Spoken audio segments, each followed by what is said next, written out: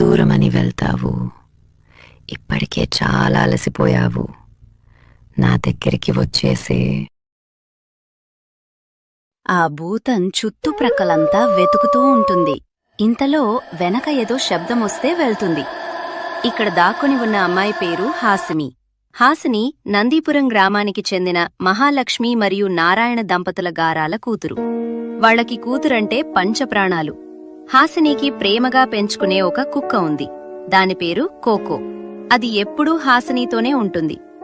ఒకరోజు నారాయణకి వేరే పనిమీద పొరుగురికి వెళ్లాల్సిన అవసరం వస్తుంది.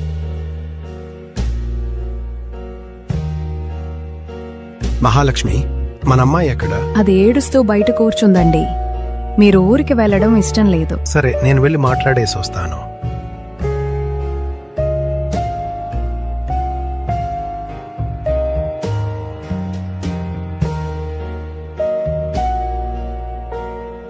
అమ్మా హాసిని, ఇక్కడేం చేస్తున్నావు? నాన్నా, మిమ్మల్ని చూడకుండా 10 రోజులు ఉండటం అంటే నా వల్ల కాదు.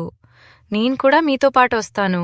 అయ్యో వద్దు బంగారం, నీకు పరీక్షలు ఉన్నాయి కదా, నువ్వు బాగా చదువుకోవాలి, సరేనా? అలాగే నాన్నా. ఆ విధంగా నారాయణ కూతురుకి సర్ది చెప్తాడు. తర్వాత అక్కడికి నారాయణ వాళ్ల నాన్నగారు అంటే హాసినికి తాతయ్య అక్కడికి వస్తాడు.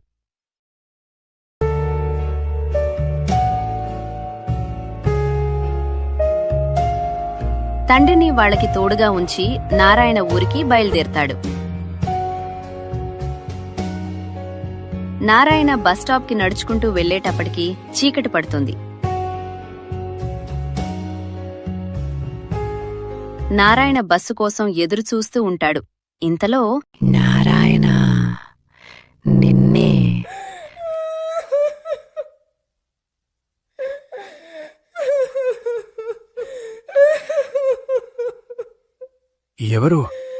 ఎవరక్కడా? ఇంతలో నారాయణ ఒక్కసారిగా కింద పడిపోతాడు. తనని ఎవరో లాక్కొని పోతారు.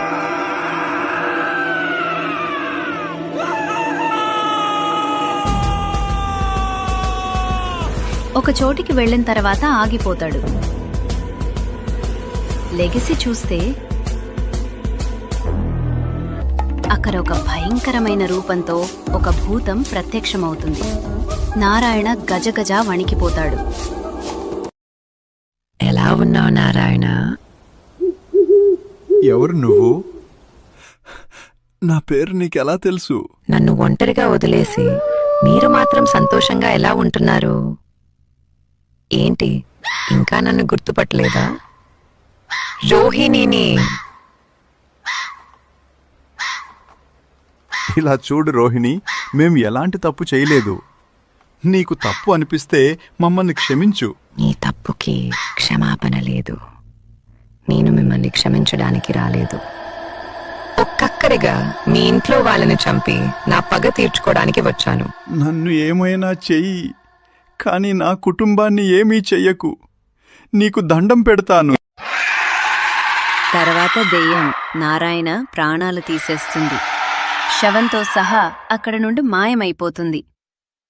కొన్ని రోజులు గడిచిన తర్వాత అత్తయ్య, ఆయన వెళ్ళి వారం రోజులవుతుంది. ఆయనక్కడ ఏం చేస్తున్నారస్సలు? మనం గుర్తులేమా ఆయనకి? 10 రోజుల పని అని చెప్పాడు కదమ్మా. ఇంకో 2-3 రోజులలో వచ్చేస్తాడులే మా అబ్బాయి. అలా కాదు బామ్మ.